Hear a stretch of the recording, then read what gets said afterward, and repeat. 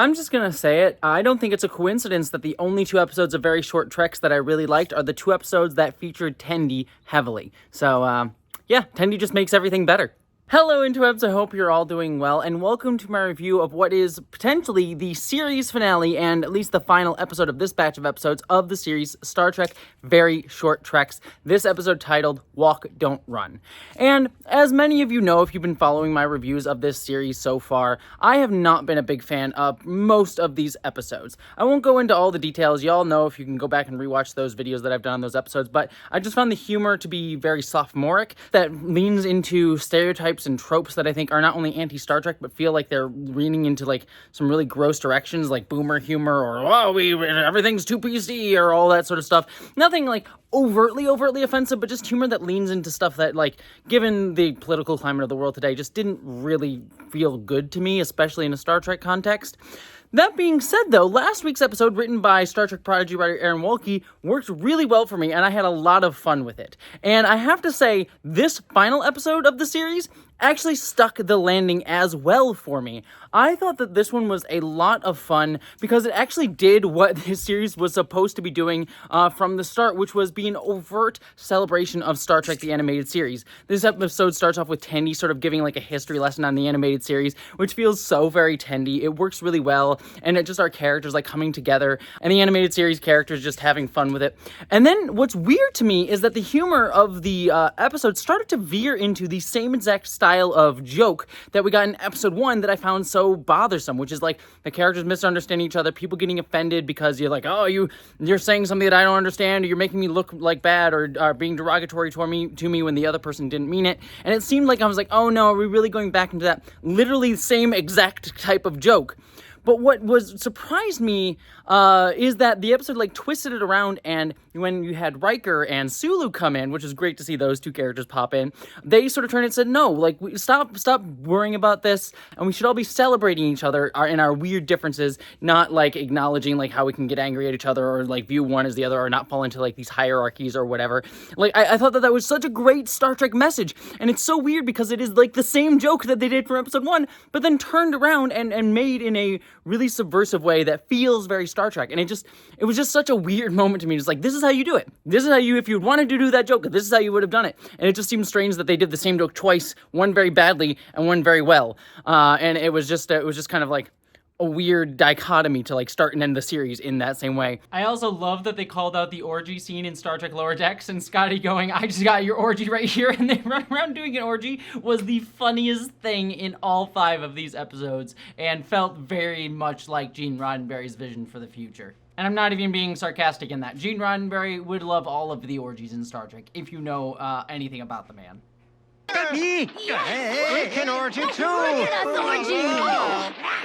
And then the last part of this episode that I thought was just a lot of fun, and your mileage may vary on it, but they ended with a song with all the characters like Jonathan Frakes and Tendi, Noah Wells, who plays Tendi, and then some sound-alike actors for Sulu and Scotty and everybody, singing a weird little song that I thought was very fun. It's not a great song by any means, but it feels very like Star Trek in the sense that it's about celebrating difference, celebrating your own weirdness, and celebrating who you are individually and coming together. And honestly, I it's not a better song in terms of actual music than anything from the Strange New Worlds musical episode, but honestly, in terms of ethos, it was honestly one of the better songs that I saw compared to the Strange New World musical episode that happened just a few short months ago.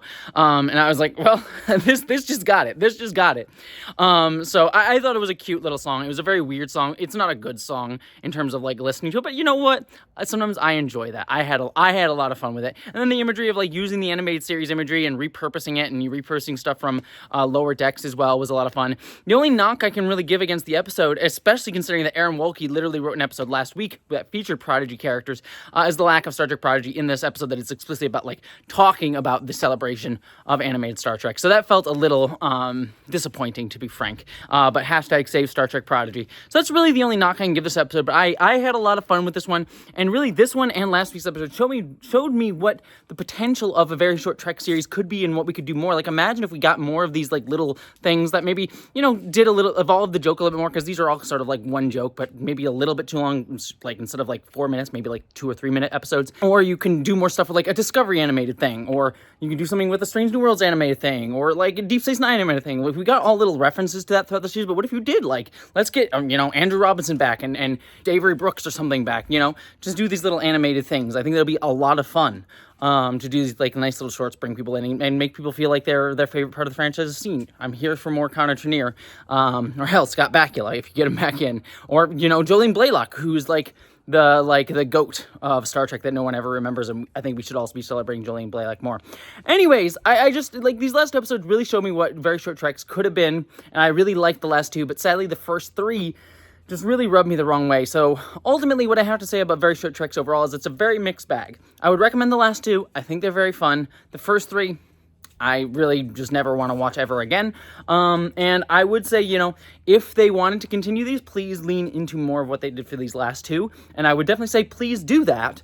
But if they're going to lean into trying to do this broad appeal type of Star Trek thing, and it really feels like that's what those first three episodes are trying to do. Like, they were trying to use those first three ones to like sell Star Trek to a broad audience and just do broad-based humor, which, without getting too much longer, because I don't want this video to be too long, it just feels like it misses the point of how to sell Star Trek. Like, Star Trek is a big franchise, yes, but Star Trek is never going to be a Star Wars, nor, as much as I would love it to be, I don't really think it should be like that, because that sort of you see what's happening with Disney, and it sort of dilutes what Star Trek is about. And, I'm starting to see a little bit of that throughout all of Star Trek right now, of it diluting it to kind of have a more broader message, which is disappointing to me. And it's like, Star Trek, I think, sells itself on the fact that it is this unique thing that is saying something very specific about how we can build the future. And yes, because that message is so clear and so didactic in its desire to be diverse, when we live in a world that is trying to, attack diversity, attack inclusiveness, it's not going to please everybody.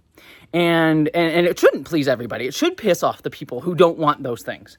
So Star Trek is never going to be a Star Wars level thing. Nor should it be, in my opinion, because it should be pissing off the people who are against what Star Trek is always about. And I think these last two episodes of Very Short Treks showed me that you can make these short things that can sell this joy and happiness of what Star Trek is on that level without diluting to broad-based appeals that the first three episodes did. So that's just sort of my opinion on Star Trek. I'm not saying Star Trek shouldn't try and pick up new audiences, it shouldn't try to ostracize people and say fuck you or whatever overtly, but it should be pissing off the people who don't want what Star Trek's message is about. And if you make something broad like the first three episodes and lean into those stereotypes that people who don't fight for inclusiveness, who don't fight for diversity, are going to see their own messages in, I don't think that's worth doing something with Star Trek for. So anyways, that's my thoughts on Very Short Treks overall and this episode of Very Short Treks. What did you think of the series overall? I'd love to hear your thoughts down below. And I hope you all, my friends, live long and prosper.